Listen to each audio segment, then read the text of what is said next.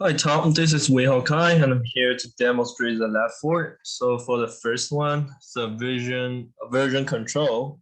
I did this week's Lab2 master report, so which I did for this. I was using GitKraken and to actually push my Lab4 to the GitHub. So I'm using here and add a mini map Lab4 project files. And if I go to the GitHub, you can see it's over here, and you can see it's Lab4 here. So just added a mini map, which I just did 14 minutes ago with GitKraken. So which I did here.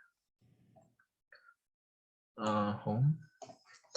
And a new camera game object was added to the scene and a position. So that is could view the scene from bird's eye view. So this is what I call the mini-maps camera here. So if I go to the Unity, and if you see mini-maps camera here, it just I rotated it 90 degrees, which like you did. So it can just like on the top and see all the stuff just happening below there. So you can see it's over here, mini-map camera. And in the game, it pops like this, so which I also did.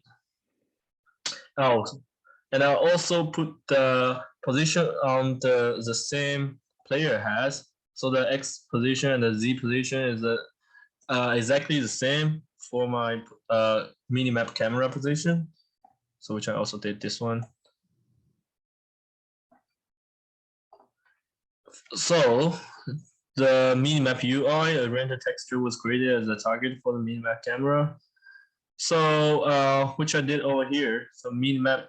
So which I did is right here, the canvas. So I firstly created a minimap image. So it pops here, and with the minimap render texture. So in the minimap camera, I also added the minimap render texture as well.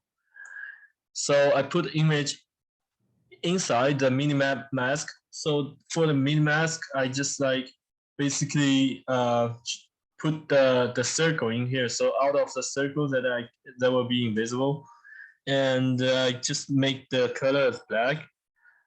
And yeah, I put a mask component here as well, and I put the minimap mask inside the border.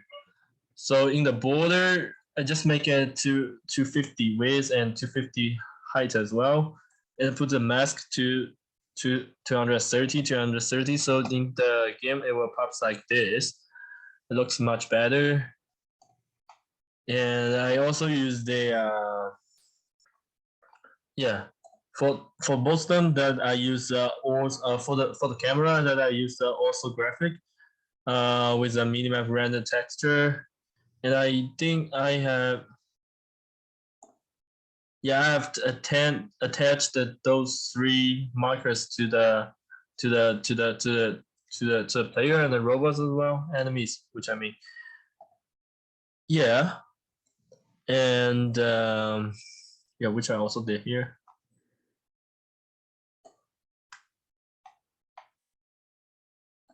Oops. And next one, so the UI, Unity markers and remap mask sprites. So first of all, that I just created a folder called sprites inside the texture folder. So these three markers that which I used here in the materials, and the enemy markers material which I put here, and the player marker material which I put here. And using the minimap camera, so they can see the marker but without enemy. And so the robot, which is an enemy, has an enemy marker, which has the marker upon his head. And in the player, you can see there's a player marker right here. So if I run the game, you will see it just with the camera minimap, you can see how it's going which I also created here. And Blender created a simple archway with the use of reference image. So in the Blender, which I created the archway with the image right here, store archway material. So which I attend use the marble texture, which are using the UV editing, and put them like or attached it to the material that I created, which I also finished here. The last one, the archway mesh has been brought into Unity correctly. So I basically just exported it like using sorry, using FBX. So when I use a FBX, I just use a mesh and select the object them and export to FBX, which I'm using in my Unity as well. So you can see my archway is right here with the texture. And in the models, stone archways, which you can see just right here. Yeah, with this material. I extract the material in the materials folder. So yeah, that's everything for my demonstration, which I also finished this one.